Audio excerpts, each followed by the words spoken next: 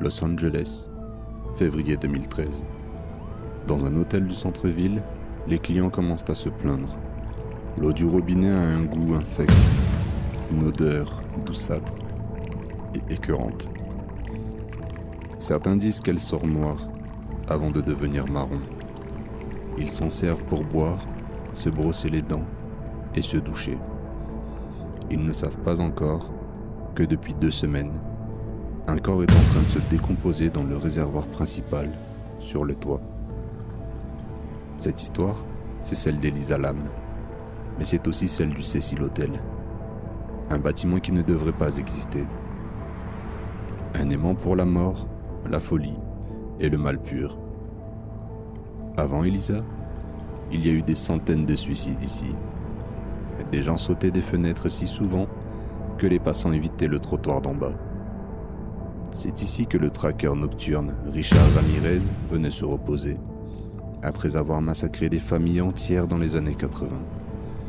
Il jetait ses vêtements couverts de sang dans la benne arrière et personne ne posait de questions. Le Cecil Hotel n'est pas juste un lieu de crime, c'est un personnage à part entière. Un monstre de briques et de béton posé au bord du Skid Row, le quartier le plus dangereux d'Amérique. Et en 2013, ce monstre avait faim. Tout commence le 26 janvier. Elisa Lam, une étudiante canadienne de 21 ans, arrive à Los Angeles. C'est une touriste comme une autre. Elle visite le zoo, elle poste des photos sur Facebook, elle appelle ses parents tous les jours. Elle réserve une chambre partagée au Cecil Hotel. Au début, tout va bien. Mais très vite, ses colocataires de chambre se plaignent. Elles disent qu'Elisa a un comportement bizarre. L'hôtel finit par la déplacer dans une chambre seule. Le 31 janvier, Elisa doit quitter l'hôtel pour rejoindre Santa Cruz. Ses parents attendent son appel habituel. Le téléphone ne sonne pas. Le lendemain non plus. Elisa s'est volatilisée. La police de Los Angeles fouille l'hôtel. Ils utilisent des chiens pisteurs. Ils montent même sur le toit. Mais les chiens perdent sa trace dans les couloirs. C'est comme si elle avait cessé d'exister. 2 semaines passent, l'enquête piétine. Alors, le 13 février, la police décide de rendre publique la dernière preuve qu'ils possèdent. Une vidéo de surveillance granuleuse, celle de l'ascenseur. Ce que le monde entier va découvrir sur ces images dépasse l'entendement. La vidéo dure 4 minutes. Au début, Elisa entre dans l'ascenseur. Elle porte un sweat rouge à capuche. Elle s'approche du panneau de commande et appuie sur tous les boutons. Un par un. Ensuite, elle attend. Mais les portes ne se ferment pas. C'est là que son comportement change. Elle a l'air effrayée. Elle jette un coup d'œil rapide dans le couloir, comme si elle vérifiait que personne ne la suit. Puis, elle se colle contre le mur, dans le coin de l'ascenseur, comme pour se cacher. De qui a-t-elle peur ? Il n'y a personne dans le couloir. La caméra ne montre personne. Pourtant, Elisa ressort. Elle fait des gestes étranges avec ses mains. On dirait qu'elle parle à quelqu'un ou à quelque chose qu'on ne peut pas voir. Elle se tord les mains, elle caresse l'air. C'est surnaturel. Finalement, elle sort du champ de la caméra vers la gauche et l'ascenseur reste ouvert, vide, pendant de longues secondes. Puis, comme par magie, les portes se ferment enfin. On ne reverra plus jamais Elisa vivante. Pendant 19 jours, Elisa reste introuvable. La police a fouillé l'hôtel, le quartier, interrogé les délinquants sexuels du coin. Rien. Le Cecil Hotel continue de fonctionner comme si de rien n'était. Des touristes arrivent, dorment, prennent leur douche. Mais au bout de 2 semaines, les plaintes commencent à s'accumuler à la réception. Les clients du 3e et 4e étage signalent un problème avec l'eau. La pression est très faible. Il faut attendre longtemps avant que l'eau ne coule. Et quand elle coule, elle est bizarre. Certains disent qu'elle a une couleur brunâtre, presque noire au début. D'autres disent qu'elle a une odeur étrange, un goût sucré. Le matin du 19 février, Santiago Lopez, un employé de maintenance, est envoyé sur le toit pour vérifier les 4 grands réservoirs d'eau. Il n'y a pas de cadenas sur la trappe du réservoir principal. Il pose son échelle, il grimpe, il soulève le lourd couvercle métallique et regarde à l'intérieur. Le choc est total.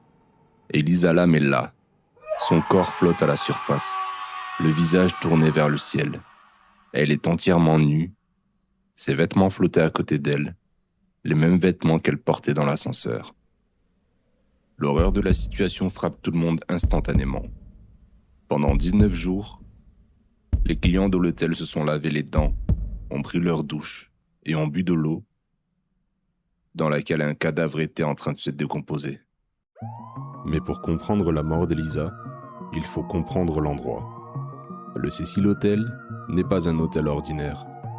Dans le quartier de Skid Row, les locaux lui donnent un surnom glaçant, le suicidé.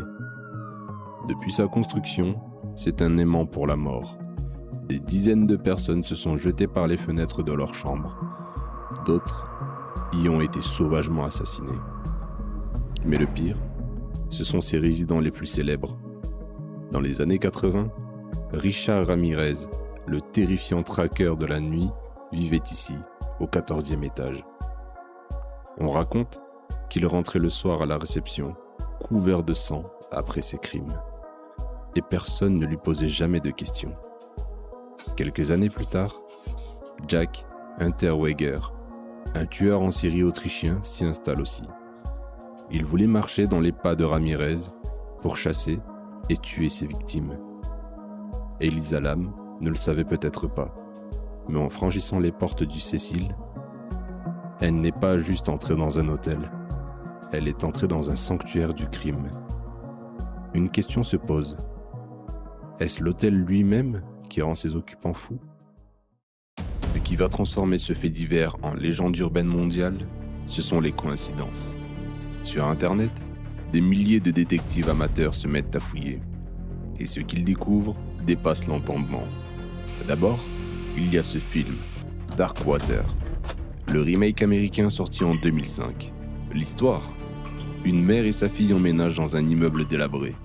L'eau du robinet devient noire, l'ascenseur dysfonctionne bizarrement, et à la fin, on découvre le corps d'une jeune fille dans le réservoir d'eau sur le toit.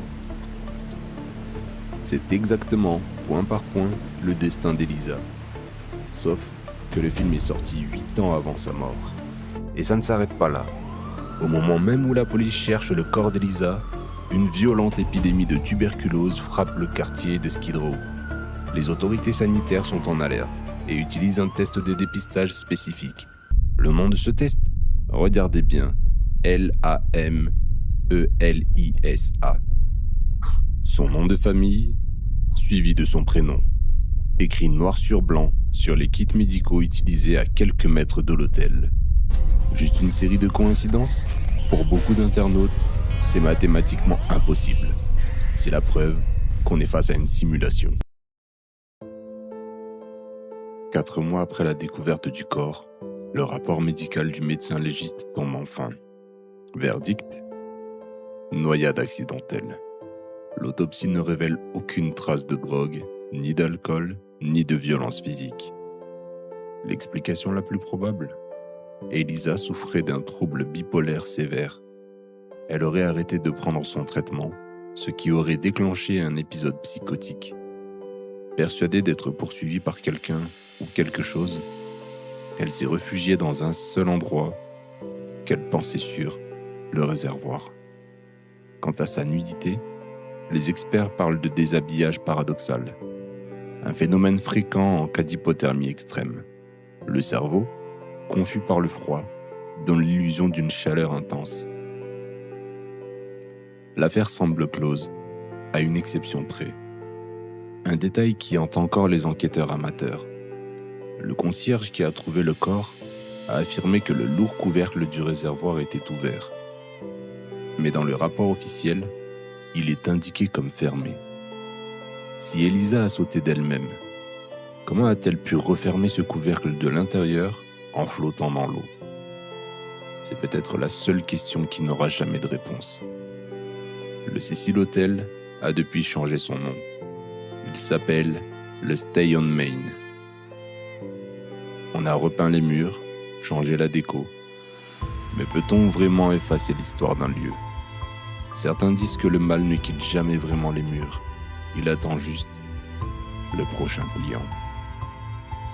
Si cette enquête vous a plu, laissez un like et dites-moi en commentaire, accident ou meurtre? Abonnez-vous pour la prochaine affaire. À bientôt.